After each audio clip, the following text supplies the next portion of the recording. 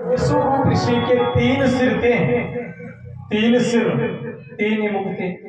खटखट से तलवार से काट दी। तो देखो 3 सिर 3 मुख थे। एक से अन्नपान करते थे, एक से सोमपान करते थे, तीनों से अलग अलग करते थे। तो उन 3 से 3 ही पक्षी उत्पन्न हुए। अन्न से तीतर, एक गोरैया नाम का पक्षी और मयूर के 3 पक्षी उत्पन्न हुए। अब देवराज इंद्र का यज्ञ तो चल रहा है। यज्ञ में जिनको गुरुजी बनाए, जिनके 3 सिरों को काट दिया, और विश्वरूप ऋषि ब्राह्मण थे। अब देवराज इंद्र के ब्रह्मत्या लग गई। तो देखो ब्रह्मा जी महाराज, ब्रह्माणी जी ये आकर के देवराज की इस ब्रह्मत्या को 4 जगह बांटा। तो सबसे पहले इस पृथ्वी को ब्रह्मत्या बांटी। पृथ्वी कहने लगी, बोले महाराज आप ये ब्रह्मत्या मेरे को भी दे रहे हो बांट करके। तो महाराज बोले देवी तेरे को ब्रह्मत्या दे रहे, पर ये तेरी ब्रह्मत्या केवल 4 महीने तक ही प्रदर्शित होगी, दिखेगी। जो इस भूमि के ऊपर ऊसर आता है, ऊसर पहले आता था जिसे कपड़े भी धोते थे, ये देवराज इंद्र के ब्रह्मत्या का स्वरूप है। देव ब्रह्माणी जी कह रहे भाई ये जो ऊसर है ये ब्रह्मत्या का स्वरूप रहेगा। केवल हे देवी 4 महीने तक ही दर्शित होगा, 4 महीने।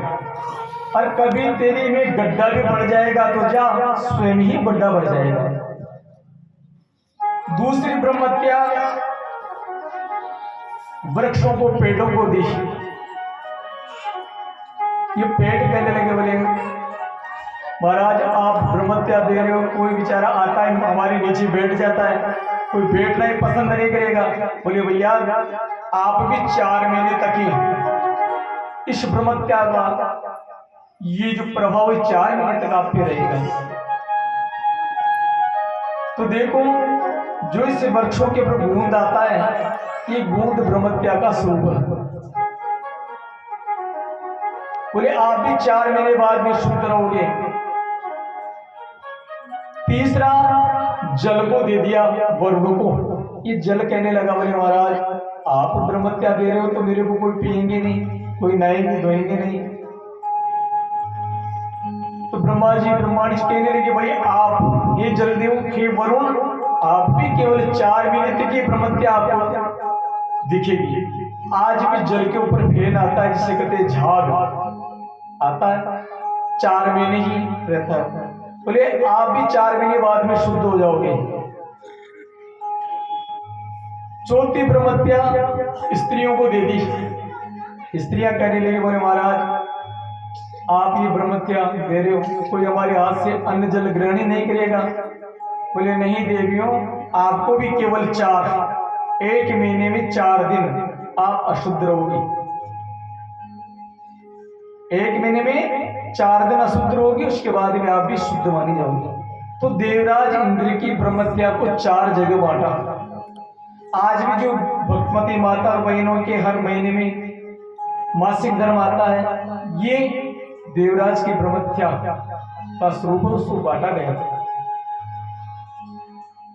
बोलो गोविंद भगवान की जय। सुखदेव जी महाराज करे कि ऐसे देवराज की ब्रह्मत्या को बांटा। देवराज की ब्रह्मत्या जब ये लग गई तो बताया कि देवराज कमलनाल में जाके बैठ गए। पीछे से राजा नहुष इंद्रासन खाली था, तो ये राजा नहुष इंद्रासन पे पहुंच गया। इंद्र के आसन पर बैठकर वहां से फिर धीरे धीरे मेलों की ओर जाने लगा। तो इधर से देवगुरु बृहस्पति जी महाराज आकर के इंद्राणी से कहने लगे, बोली राजा आजकल राजा नहुष यज्ञ इंद्र बन गया है, राजा नहुष कल आपके मेलों में, बोले कल भी आए तो वो आएगा वापस फिर। तो बोले अब आए तो आप ये बोलना कि राजा इंद्र ऐसे नहीं आते हैं। तो बोले वो आते हैं जब ऋषियों को पालकी में जो करके उसमें बैठ के आते हैं। तो ये राजा नहुष इंद्रलोक से यानी कि इंद्र सिंहासन से महलों की ओर जाने लगा।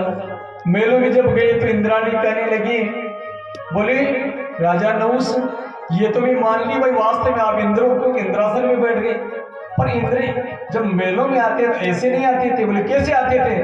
बोले ऋषियों को पालकी में जो करके और पालकी में बैठ के आते। ओ बोले अच्छी चिंता, मैं भी लाता हूँ ऋषियों को। ये राजा नहुष ऋषियों को तो देखो अंगिरा पुलिस पे पुलह कर तो रघुवीर को जाकर के पालकी में जो लिया। अब ये अंगिरा ऋषि पढ़े लिखे कम थे। अब ये राजा नहुष पालकी में बैठ के जोर जोर से कह रहा है, बोले सर्प सर्प, इसका मतलब भाई जल्दी जल्दी चलो। अब अंगिरा ऋषि पढ़े लिखे नहीं थे भाई, सर्प सर्प तो सर्प तो कहीं दिखाई नहीं दिया। पालकी में लगे हुए हैं, चारों तरफ देख रहे हैं, सर्प दिखाई नहीं दिया। और चलते चलते अंगिरा ऋषि के एक पत्थर की ठोकर लग गई नीचे। तो जो अपने पांव का अंगूठा है, ये अंगूठे के ऊपर से नाखून हट गया और खून आ गया। अंगिरा ऋषि राजा नहुष से कहने लगे, बोले तू बार बार सर्प सर्प करा, जा इधर उधर मेरे देखने को सर्प नहीं दिखा, जा दुष्ट तू ही अजगर सर बन जा। तो अंगिरा ऋषि के श्राप से ये राजा नहुष बड़ा भारी अजगर सर बन गया। उसके बाद में देवताओं ने देवराज इंद्र को ब्रह्मनाल से ला करके और महाअभिषेक किया और फिर देवराज इंद्र को इंद्रासन पे बिठाया। बोलो गोविंद भगवान की जय। श्री राधे गोपाल भज मन श्री राधे, श्री राधे गोपाल भज मन श्री राधे, श्री राधे श्याम राधे, श्री राधे श्याम राधे, श्री राधे गोपाल भज मन श्री राधे, श्री राधे गोपाल भज मन श्री राधे, श्री राधे श्याम राधे, श्री राधे श्याम राधे, श्री राधे श्याम राधे, श्री राधे श्याम राधे, श्री राधे गोपाल भज मन श्री राधे, श्री राधे गोपाल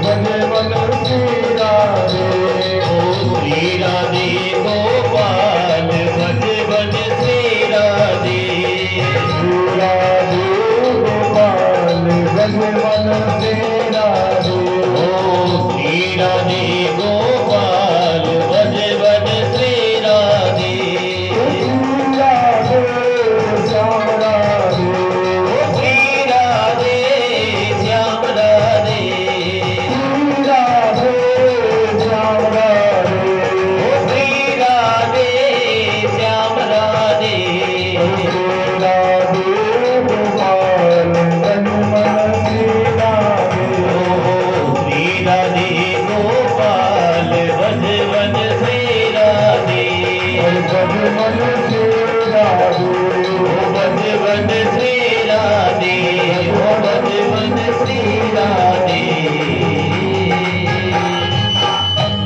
बोलो गोविंद भगवान की।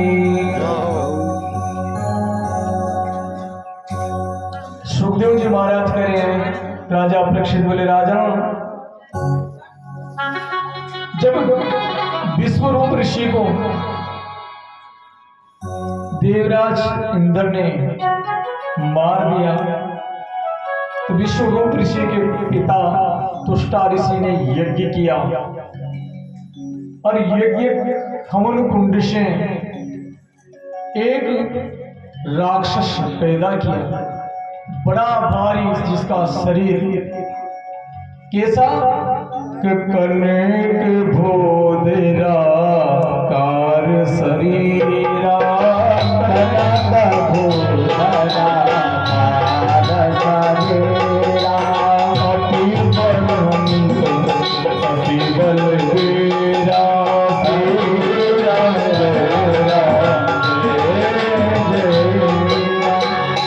बड़ा बलवान कनक भूदराकार शरीर जिनका बड़ा भारी शरीर। और वो कहने लगा, और उस कुंड में से राक्षस पैदा हुआ। वो कह रहा है, बोले कि मदनपुर में क्या करूं, मेरे लिए क्या क्या है। तुष्टा ऋषि कहने लगे, बोले आप जाओ और जाकर के और देवराज इंद्र को मारो। जो उस कुंड में से जो राक्षस निकला, इसका नाम रखा वृत्रासुर।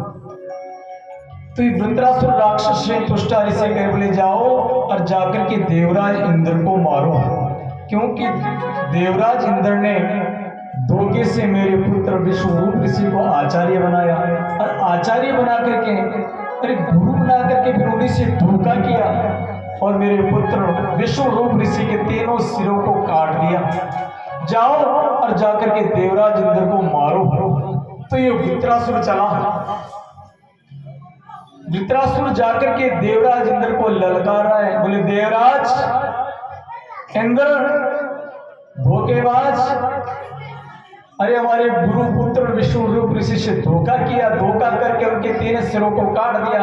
आओ और आकर के मेरे से युद्ध करो। देवराज इंद्र वृत्रासुर के ललकार को सुनकर के युद्ध करने के लिए आए। युद्ध करने के लिए आए तो युद्ध बड़ा भीषण होने लगा, क्योंकि वृत्रासुर भी बड़ा बलवान।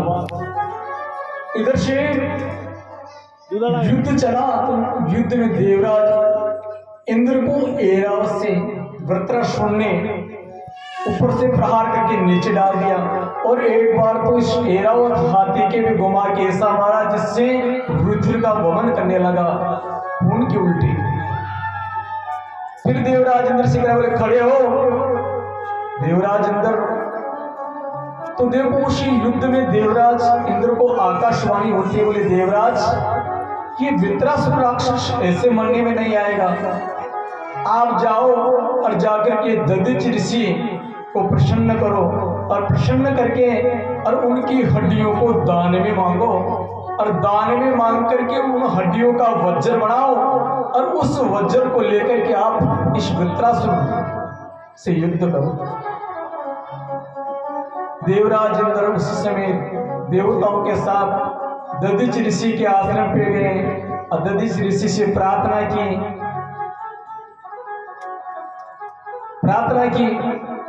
दधिच ऋषि करे, बोले आओ देवताओं कैसे आए। बोले आपकी हड्डियां दान में लेने के लिए आए। बोले संतों का शरीर तो परोपकार के लिए होता है। अनेक प्रकार से देवताओं ने अनुने विनी ने प्रार्थना की, तो दधिच ऋषि प्रश्न हो गए। बोले ठीक है, देव कार्य में मेरी हड्डियां काम आ रही है, तो मैं मेरे शरीर को छोड़ता हूं। तो देखो पान व्यान समान उदान करके अपने जीव को ब्रह्मांड चढ़ा करके के द्वारा उन्होंने अपने प्राणों का उत्सर्ग किया। फिर बाद में गाय के द्वारा कामधेनु गाय के द्वारा उनके शरीर को छटवाया। हड्डियां लेकर के विश्वकर्मा जी महाराज के पास गए और उनके हाथ से वज्र बनवाया, और उसी वज्र को लेकर के देवराज इंद्र इस वृत्रासुर से युद्ध करने लगे। तो देखो देवराज इंद्र के और वृत्रासुर के युद्ध होने लगा।